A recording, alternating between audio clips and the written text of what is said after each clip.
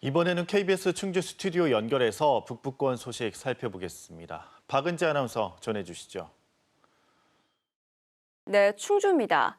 이제 곧 단풍철인 완연한 가을이 됩니다. 그런데 충주에선 봄꽃이 활짝 피는 이상개화가 관측됐습니다.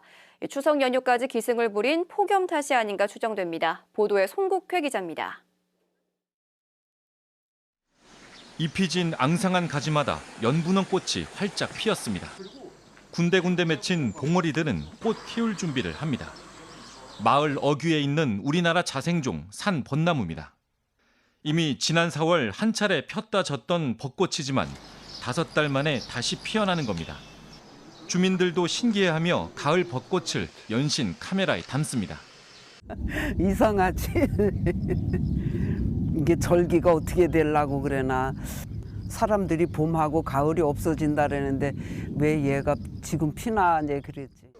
충북 충주의 이 벚나무에서 개화가 시작된 건 추석 연휴 전으로 추정됩니다. 때늦은 폭염이 기승을 부리던 때였습니다. 전문가들은 벚꽃의 이상 개화가 기후 변화와 관련이 있다고 판단합니다. 이에 앞서 초가을까지 더웠던 2018년과 2020년 일본과 제주 등 국내 남부 지방에서 가을 벚꽃이 관찰된 적이 있습니다. 가을 태풍이나 비바람이 지나간 뒤 이어진 온화한 날씨나 계속된 무더위 탓에 벚나무가 꽃을 피울 수도 있다고 전문가들은 분석했습니다. 고온에 의한 스트레스인 거죠. 생리적인 시계를 갖고 있을 텐데요. 가을이면 어느 정도 날씨가 좀 선선해야 되는데 계속적으로 이제 열 피해를 받고 있는 거 아닙니까? 2, 3년마다 한 번씩 나타나고 있는 봄꽃의 가을 개화. 기후위기가 보내는 신호가 아닐지 면밀하게 관찰할 필요가 있어 보입니다. KBS 뉴스 송국혜입니다. 다음 소식입니다. 충주시가 악천후 때 자동으로 가로등 색을 바꾸는 색온도 조절형 스마트 가로등 시스템을 시범 설치해 운영합니다.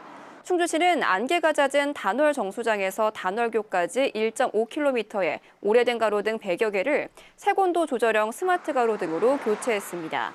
이 가로등은 맑은 날에는 주백색 조명으로, 안개나 비 등 악천후 때에는 투과율과 가시거리가 우수한 전구색으로 자동 변환됩니다.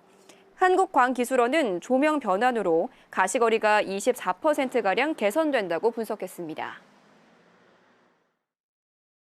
음성군은 지방상수도 현대화 사업을 마무리했다고 밝혔습니다. 음성군은 이 사업으로 2018년 59.5%였던 유수율이 현재 89.7%까지 개선됐다고 밝혔는데요.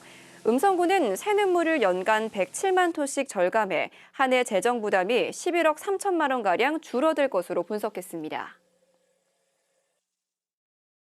제천시의 복지도우미 일자리 사업이 어제 보건복지부의 노인 일자리 기념식에서 사회서비스형 선도 모델 부문 대상을 받았습니다.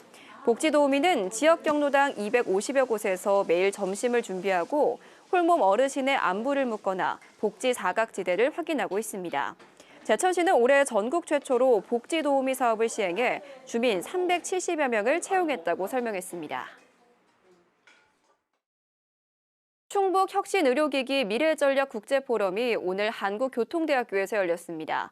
충청북도와 충주시, 충북지역 혁신 플랫폼이 주최한 이번 포럼에서는 의료기기 산업 클러스터 전략과 의료기기 분야 국제 공동연구 지원 사업 등이 논의됐습니다. 포럼에는 의료기기와 관련된 산업계와 학계 관계자 등 300여 명이 참석했습니다. 지금까지 충주에서 전해드렸습니다.